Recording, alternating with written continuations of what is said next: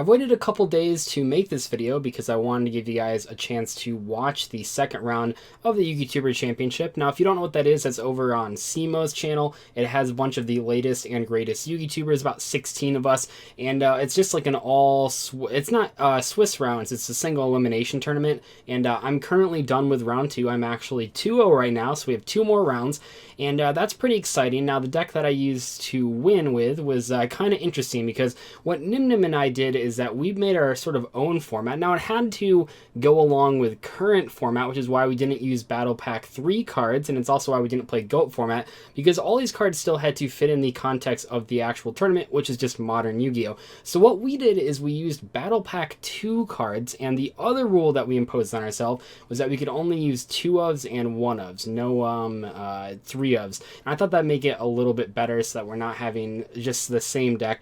And what's interesting, and what I wanted to talk about today, is that we both took very, very different approaches to it. So if you look on the screen right now, what you're seeing is the only 14 cards that were the same in both of our main decks, and I thought it would be a lot closer. Now, I have more experience with Battle Pack than Nim. I've played Battle Pack 3 a ton of times, pretty religiously, and I've played Battle Pack 2, although not as much as Battle Pack 3, so a lot of my knowledge from Battle Pack 2 was coming off of what I knew was good in Battle Pack 3. But anyway, these were the only cards that we had overlap, and you can kind of see what we were thinking. So Card Trooper's obviously really good. Cyber Dragon's really good as well, possibly one of the best cards in the set. We both played Deity Assailant. Both of us played a lot of the same spells. So we have Econs, we have Forbidden Lance, we have Monster Reborn, we have Pot of Duality, and we both played Call the Haunted. But the other cards in our deck, in Nyhmnim's case, that'd be 31 other cards. In my case, it would just be 25 or 26 other cards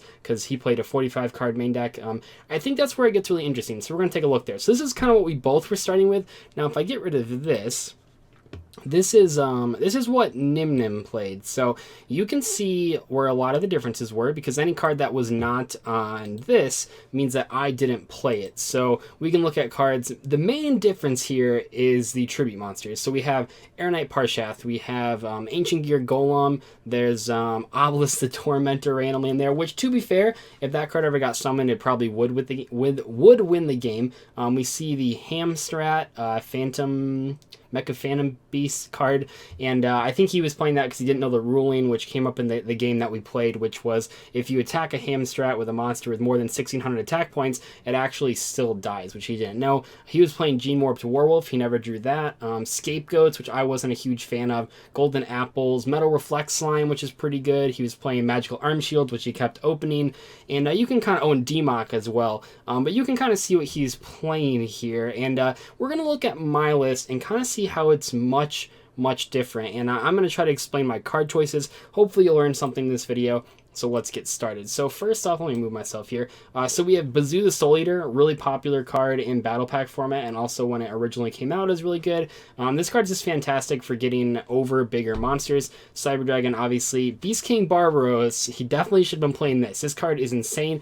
It synergizes not only with Call the Haunted and Monster Reborn, but also with Forbidden Chalice, and also if it gets Swords of Concealing the Light, then when you flip it back up, it'll have the 3,000 attacks. So that's absolutely insane.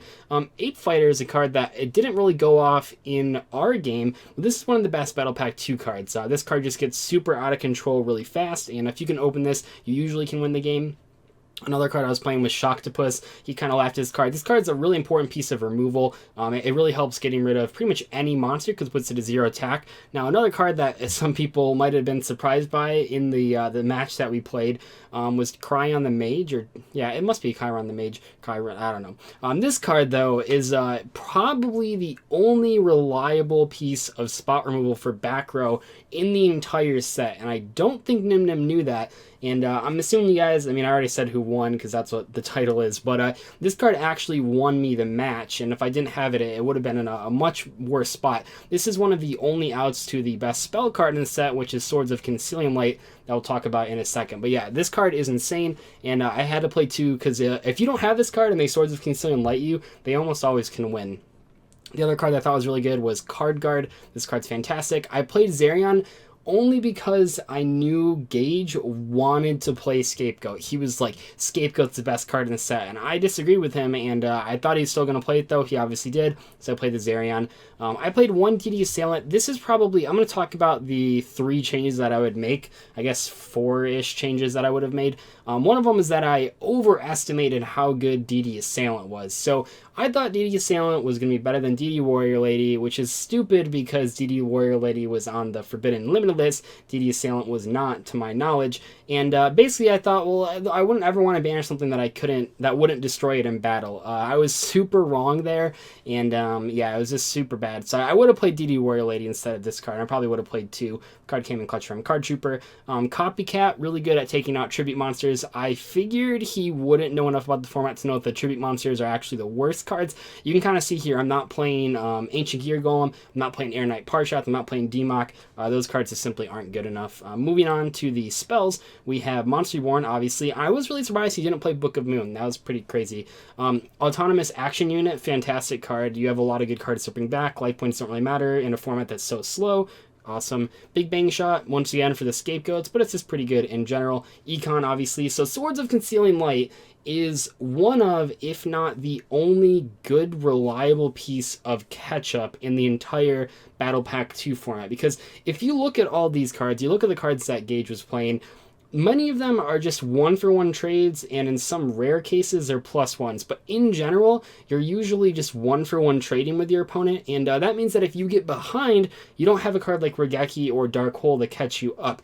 Swords of Concealing Light, though, does that for you. It can lock down a whole board. It prevents them from flipping them back up, so it gives you like 2 turns to actually do something. This card is fantastic. This card's also in Battle Pack 3 and very, very strong there. So if you're drafting with either Battle Pack 2 or 1, definitely play this card, because one of the reasons I like Battle Pack 2 and 3 so much is that, unlike Battle Pack 1, they don't have all these obscenely powerful banned cards. They don't have a lot of spot removal, so cards like Swords of Concealing Light can actually be pretty deadly. I played Forbidden Chalice mostly because I played the Beast King Barbaros.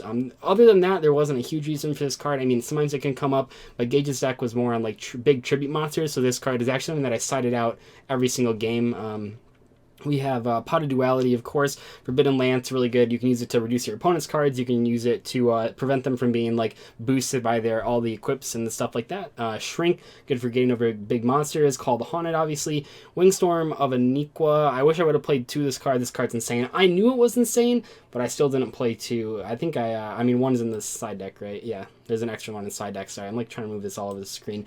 So this card's obviously really good, and well, maybe not obviously. This card's really good. It's kind of like a Swords of Concealing Light, but a trap card. Kunai with Chain is pretty versatile in this format. Mirror Wall is okay. I think this could have been cut for one of the Wingstorms. So that was kind of my main deck. If we go on to my side deck, I sided the 2 Scapegoats. I never sided into them. I really don't think Scapegoat's that good in this format. It doesn't, you can't like tribute them, which is like a real problem. One thing you can do with these cards is block attacks and use Econ with them, but you can't like tribute them for big monsters or anything, so not very good. I sided 1 DD Assailant because I thought it was better than Warrior Lady. I'm just stupid. Second Big Bang Shot, second Unequal, which I sided in a lot. Kunai with Chain, Bull Blader. Card's pretty good at getting rid of big monsters. That's what it was used for in Necros format when people played that to out the Jin lock. I never sided into it, but it was there. Interplanetary Purpley Thorny Dragon is one of the best cards in this format. I didn't know this thing had 22 attack. I thought it had 2,000 attack, so I didn't play it in the main deck, but it actually kills Cyber Dragon, which is super clutch. So I sided into this every single game. I played Power Giant for going second, because it's like a big monster you can special summon. I never drew it though. The second Zerion for the Scapegoats, and Copycat for big monsters, and then another Shrink. So that's kind of my whole deck. Now, let me briefly go over what I would have changed. So I have this. I've already talked about DD Warrior Lady. I just talked about Interplanetary Purpley Thorny Dragon, which I did play. I just didn't play in the main deck, which was a mistake. The 2 cards, well, I guess we can count these 3. DD Warrior Lady, Magical Arm Shield, and Memory of an Adversary. These were the 3 cards that were activated against me that I wasn't playing, and I immediately was like, I should have been playing these cards, because these are really solid. So Duty War Lady, super versatile for the reasons I've already talked about. Magical Arm Shield screwed me over 3 games in a row, and yeah, this card's insane. It's mostly insane because it blocks the best opening, which is a Cyber Dragon and then any level 4 monster. This completely wipes him out, and in some cases you can get lucky and actually take both cards out if you happen to steal something really good. But that's like the best trap, I think, in this format, besides Wingstorm of Aniqua and Call the Haunted. And I definitely should have been playing this card, because this was really good on Nyhmnim's part, because I did not see that this card would be good. I think it's one of those cards that you need to see in practice in the format to actually understand how good it is. And the other card, I'm still on the fence about this, Memory of an Adversary. On one hand, it's really good because it's kind of catch up because it seals the card.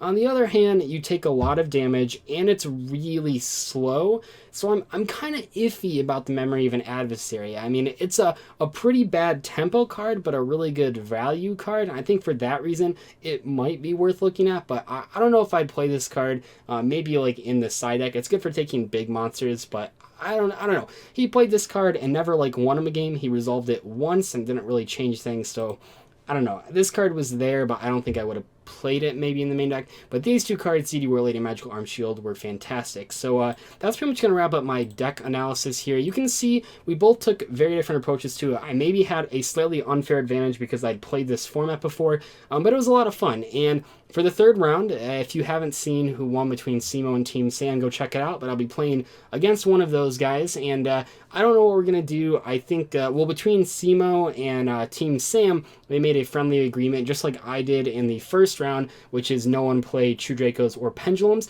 So if I can get them, whoever won, to do that again, maybe we'll play like FAs, maybe we'll play Dinosaurs, maybe we'll play something along those lines, which would be kind of cool. We are saving, if we get to the finals, I will 100% play Blue Eyes Chaos Max Dragon just for the memes. I'll probably lose, but it'll be fun. And yeah, hopefully you guys know this deck profile of a deck that no one's ever going to play, because it's like, if you're going to play Battle Pack 2, you're drafting, you're not building a deck like this. But if you're drafting, now you know some of the good cards to grab. Anyway, though, I'll see you guys later. Goodbye.